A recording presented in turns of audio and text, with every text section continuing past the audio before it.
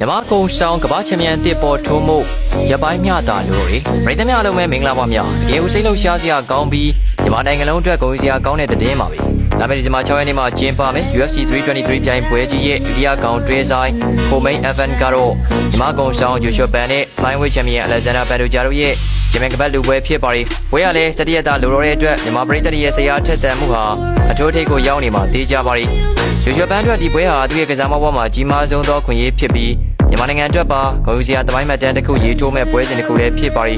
ဘန်နာချန်ပီယံဖြစ်ခဲ့ရင် UFC သမိုင်းမှာပထမဆုံးသောမြန်မာနိုင်ငံသားချန်ပီယံဖြစ်သမိုင်းမှတ်တမ်းဝင်မှာဖြစ်ပါရီဒီလိုအားကစားနေပင်မှာကမ္ဘာအဆင့်မီစုတစ်ခုရယူနိုင်တာကနိုင်ငံရေးဂုဏ်သိက္ခာကိုမြင့်တင်ပေးမဲ့အရာပါ UFC ရဲ့မျိုးသားတန်းချန်ပီယံတွေထဲမှာအာရှသားချန်ပီယံပေါ်ထွက်လာမှုဟာမရှိသလောက်ဖြစ်ပါရီဘန်နာနိုင်ရခဲ့ရင် Flyweight တန်းမှာအာရှသားချန်ပီယံတဦးဖြစ်သမိုင်းမှတ်တမ်းတည်ရေးထိုးနိုင်မှာဖြစ်ပြီးအာရှတိုင်းလုံးရဲ့ဆရာထက်သန်မှုကိုနှိုးဆွပေးနိုင်မှာပါဘန်က UFC ကိုဝင်ရောက်လာပြီးမကြာခင်မှာပဲဂျမန်ကပတ်လူပွဲကိုရောက်လာတာကသူ့ရဲ့ရည်ချင်းနဲ့ကြိုးစား